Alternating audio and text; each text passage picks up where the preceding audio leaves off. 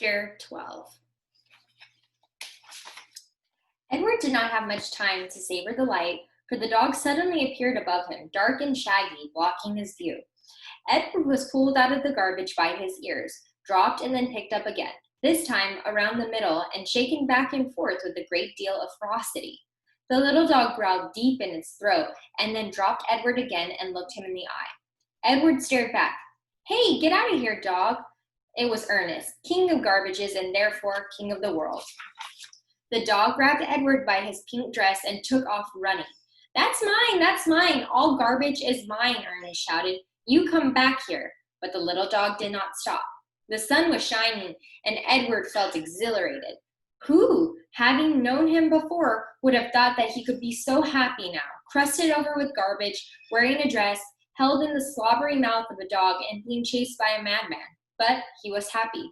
The dog ran and ran until they reached a railroad track. They crossed over the tracks, and there, underneath a scraggly tree in a circle of bushes, Edward was dropped in front of a large pair of feet. The dog began to bark. Edward looked up and saw that the feet were attached to an enormous man with a long, dark beard. "What's this, Lucy?" said the man. He bent and picked up Edward. He held him firmly around the middle. "Lucy," said the man, "I know how much you enjoy rabbit pie." Lucy barked. Yes, I know. Rabbit pie is a true delight, one of the pleasures of our existence." Lucy let out a hopeful yip. "And what we have here, what you have so graciously delivered to me, is definitely a rabbit, but the best chef in the world would be hard-pressed to make him into a pie." Lucy growled. "The rabbit is made of china, girl." The man held Edward closer to him. They looked each other in the eye. "You're made of china, aren't you, Malone?" He gave Edward a playful shake. "You're some child's toy, am I right? And you have been separated somehow from the child who loves you." Edward felt again the sharp pain in his chest. He thought of Abilene. He saw the path leading up to the house on Egypt Street. He saw the dusk descending and Abilene running toward him. Yes, Abilene had loved him. "So, Malone," said the man. He cleared his throat. "You are lost, that is my guess. Lucy and I are lost too." At the sound of her name, Lucy let out another yip. "Perhaps," said the man, "you would like to be lost with us. I have found it much more agreeable to be lost in the company of others. My name is Bull. Lucy, as you may have guessed, is my dog. Would you care to join us?" Bull waited for a moment, staring at Edward, and then with his hand still firmly around Edward's waist, the man reached one enormous finger up and touched Edward's head from behind.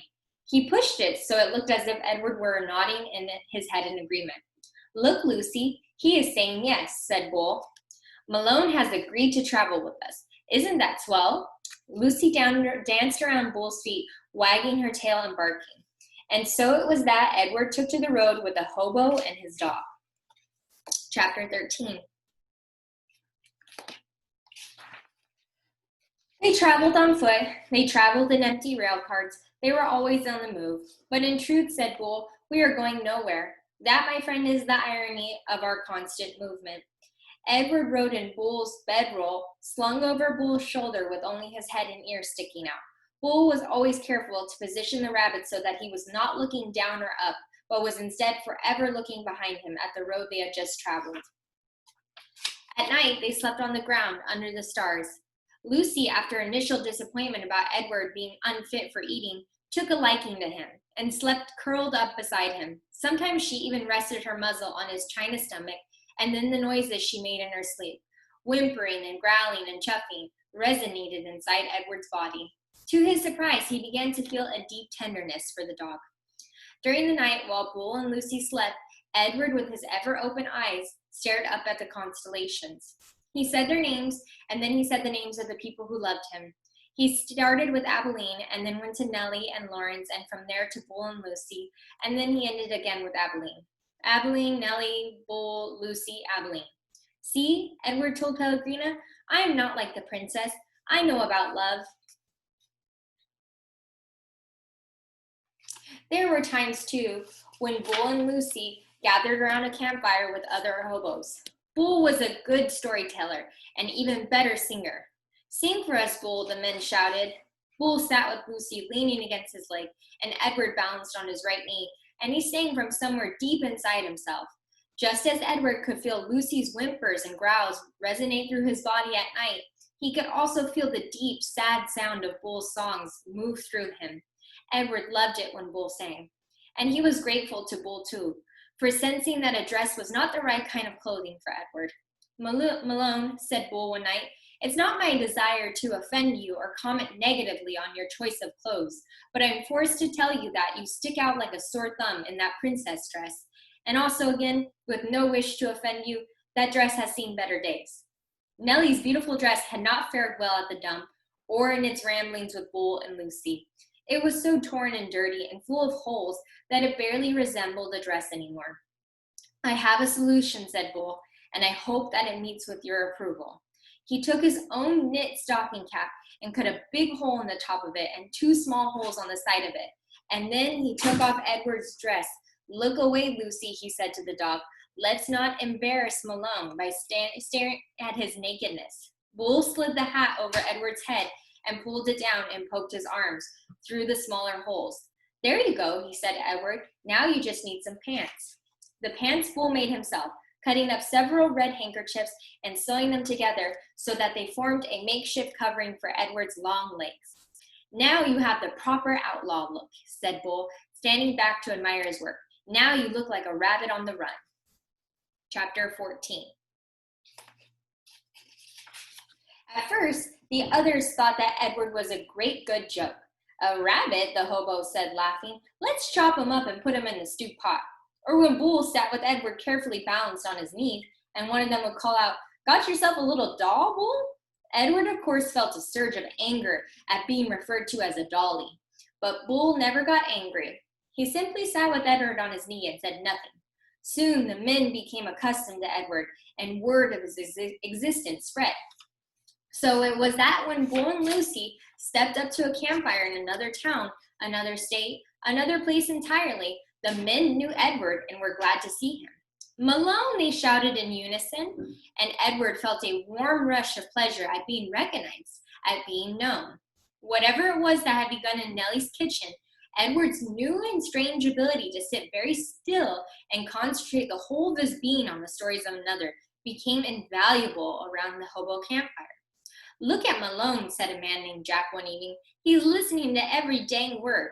Certainly, said Bull. Of course he is.